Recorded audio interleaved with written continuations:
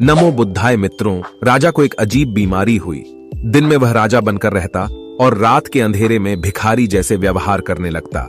और यह सब हुआ था बचपन की एक घटना के कारण। कहानी शुरू होती है 20 साल पहले। गुस्सैल और ताकतवर राजा, जिसकी ताकत और क्रोध से राज्य में सब डरते थे। लेकिन राजा का बेटा बड़ा उपद्रवीय भी था। वो किसी की बात ना सुनता और कभी कभी तो शैतानी की सारी हदें पार कर देता। एक दिन बेटे की शैतानियों से तंग आकर राजा ने सैनिकों को आदेश दिया, रात में जब ये गहरी नींद में हो तब इसे दूसरे राज्य के जंगल में छोड़ आओ। मंत्रियों ने राजा को बहुत समझाने का प्रयास किया, पर राजा अपने आदेश पर अटल था। उसी रात सैनिक 8 साल के राजकुमार को दूसरे राज्य के जंगलों में छोड़ आए। एक रात में राजकुमार का पूरा जीवन पलट गया। महल के विलास में रहने वाला अब दर दर की ठोकरें खाने के लिए मजबूर हो गया। राजकुमार भीख मांगने लगा। कुछ मिलता तो खा लेता, नहीं तो भूखे ही सो जाता।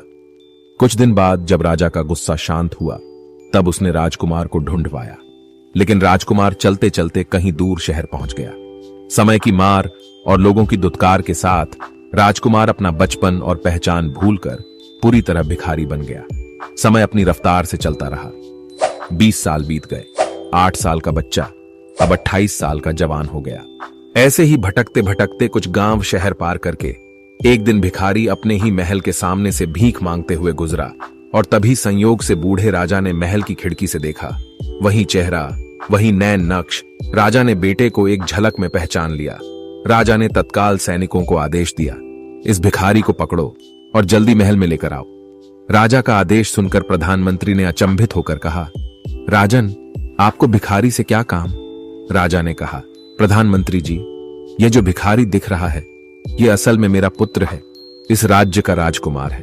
मैंने इसे कहां कहां नहीं ढूंढा, लेकिन संयोग से यह खुद वापस अपने घर आ गया।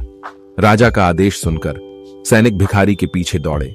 लड़के ने जब सैनिकों को अपनी तरफ आते हुए देखा तो वो घबरा गया।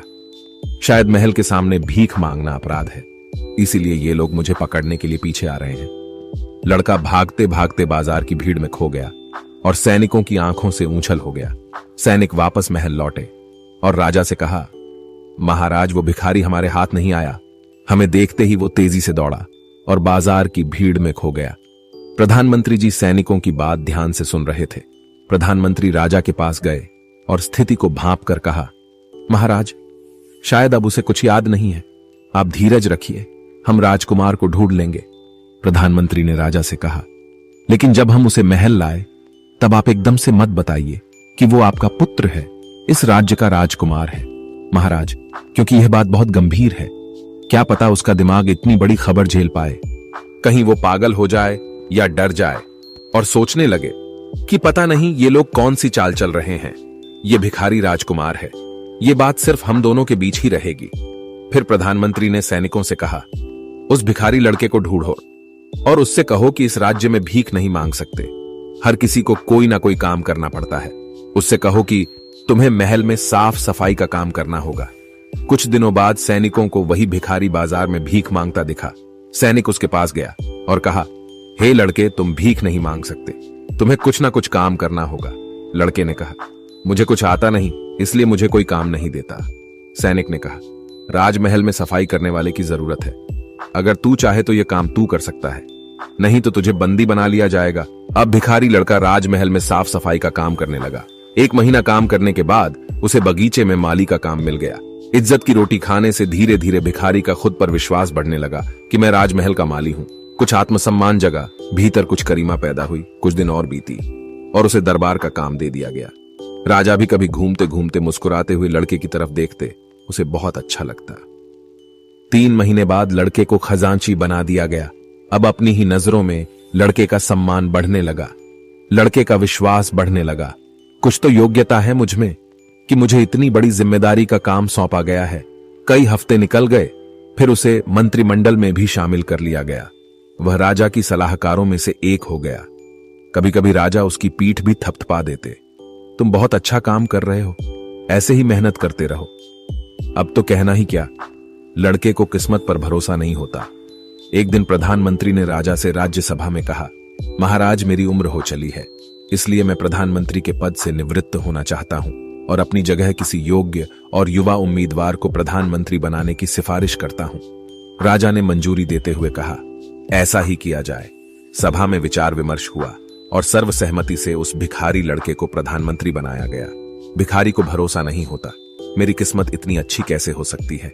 कहां मैं दर दर की ठोकरें खा रहा था, उसमें ऐसा कौन सा काम है जो यह लोग देख पा रहे हैं। अब तो दिन में कई बार लड़के का राजा के पास आना जाना होता। एक दिन राजा ने उसे कहा, अब तुम्हें सत्य बताने का समय आ गया है। बूढ़े राजा ने आंखों में आंसू भरकर कहा, वास्तव में तुम मेरे ही पुत्र हो, तुम इस राजगद्दी के असली राजा हो। लड़का यह सुनकर स्तब्ध रह गया। अगर ऐसा था तो आपने मुझे पहले क्यों नहीं बताया? राजा ने कहा, अगर हम तुमसे 4 साल पहले एकदम से यह बात कहते तो तुम्हें यह बात हजम ना होती, तुम कुछ भी प्रतिक्रिया कर सकते थे, इसलिए यह 4 साल का समय खर्च हुआ। लड़के ने कहा, राजन आप रोइए मत, आपने अच्छा ही किया, उस समय तो मैं कुछ समझ ही नहीं पाता। आज आप कह रहे हैं तो हल्की हल्की स्मृति होती है। महल की दीवारों को, यहां के दरवाजे को देखकर लगता है कि यह पहले भी कभी देखे हुए हैं। अब वो लड़का राजा बन गया, सिंहासन पर बैठ राजा घोषित हो गया। लेकिन एक विकट समस्या पैदा हो गई। राजा दिन में सामान्य रहता, लेकिन रात में एक सूती कपड़े में कुछ खाना बांधकर तकिए के नीचे छुपा लेता और सारे कपड़े और कीमती सामान चादर में लपेटकर सीने से लगाकर सोता। फिर एक दिन पिता ने उसे यह सब करते हुए देख लिया। कुछ दिन वो धैर्यपूर्वक ये देखते रहे, फिर उसके पास जाकर बोले, तुम अकेले में इस तरह का व्यवहार क्यों कर रहे हो? तुम्हें किस चीज की कमी है जो तुम खाना और कपड़े रात में पकड़कर सोते हो? पिताजी, मैं नहीं जानता कि मुझे क्या हो रहा है। मुझे सदा भय बना रहता है, बार बार सब पर संशय होता है कि कहीं ये सब मुझसे छीन ना जाए, कहीं लोग मुझे मार ना दे। मुझे हर समय खुद पर संदेह बना रहता है, क्या मैं सच में राजा बनने लायक हूं भी या नहीं। इसी कारण मैं रात में भिखारी बन जाता हूं। अगर रात में मैं रोटी और कपड़े अपने सीने से लगाकर ना सोऊं तो मुझे नींद नहीं आती। नौजवान राजा की चेतन मन को पता था कि अब वो राजा है, लेकिन पिछले 20 सालों का अवचेतन मन इसे कैसे स्वीकार करें। जो रेखाएं गहरे मन में खींच गई थीं, वह बार बार उसे भिखारी महसूस कराती। इसलिए मानसिक विरोधाभास के कारण राजा बीमार रहने लगा। बेटे की हालत देखकर बूढ़े पिता ने सन्यासी बाबा को बुलाया और उन्हें सारी समस्या बताई। सन्यासी बाबा ने कहा, इसके ऊपर सम्मोहन के कुछ प्रयोग करने होंगे। जब से यह राजा बना है तब से इसके अंतर मन में बैठा भिखारी विचलित हो गया है, इसलिए यह डर और चिंता में जीता है। अवचेतन मन तक यह धारणा बैठानी होगी कि यह साहसी और सक्षम राजा है। सन्यासी युवा राजा को योग निद्रा की अवस्था में ले जाकर सुझाव देते, मैं राजा हूं, मैं सक्षम हूं, शक्तिशाली हूं, मेरे लिए कुछ भी कठिन नहीं है, मुझे किसी चीज की कमी नहीं है, सब मुझे पसंद करते हैं, मेरा सम्मान करते हैं। सन्यासी बाबा हर रात सोते समय इन्हीं भावनाओं के साथ उसे सुला देते। धीरे धीरे राजा के अंदर मन में साहसी और सक्षम होने की भावना प्रबल होती गई और भिखारी होने की भावना क्षीण होती गई। पुराने डरावने सपना अपने आप समाप्त हो गए। गौतम बुद्ध जी कहते हैं, जो आपकी शरीर और मन को कमजोर बनाए वह पाप है, और मैं कमजोर हूं ये मानना तो सबसे बड़ा पाप है। गौतम बुद्ध जी कहते हैं कि ब्रह्मांड की सारी शक्तियां पहले ही हमारी है, हम ही है जो अपनी आंखों पर हाथ रख लेते हैं और रोते हैं कि कितना अंधकार है।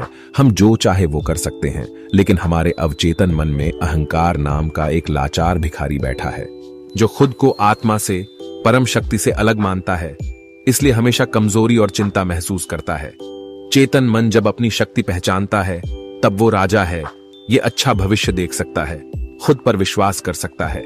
लेकिन जैसे ही ध्यान हटा, वैसे ही अवचेतन मन में बैठा हुआ भिखारी पूरे मन पर हावी होने लगता है। हमें अवचेतन मन को हराना नहीं है, बल्कि अवचेतन तक सही संदेश पहुंचाना है। कैसे योग निद्रा या ध्यान में खुद को बहुत शांत करके जो भी हम अपने जीवन में पाना चाहते हैं, आनंद, खुशी, धन, कामयाबी, कुछ भी, उसकी धारणा बनाकर उसे बार बार महसूस करना है। इससे अवचेतन मन में वसी विरोधाभासी धारणाएं टूटने लगेंगे और कुछ ही दिनों में हमारा जीवन परिवर्तित होने लगेगा। मित्रों, आपने इस वीडियो से क्या सीखा? आपके विचार क्या है? आपकी भावनाएं क्या है? एक कमेंट के माध्यम से जरूर बताइएगा। क्या पता आपके एक कमेंट से किसी का जीवन बदल जाए। तो मिलते हैं किसी अगले कहानी में। तब तक के लिए अपना ख्याल रखें और हमेशा मुस्कुराते रहे। नमो बुद्धाय।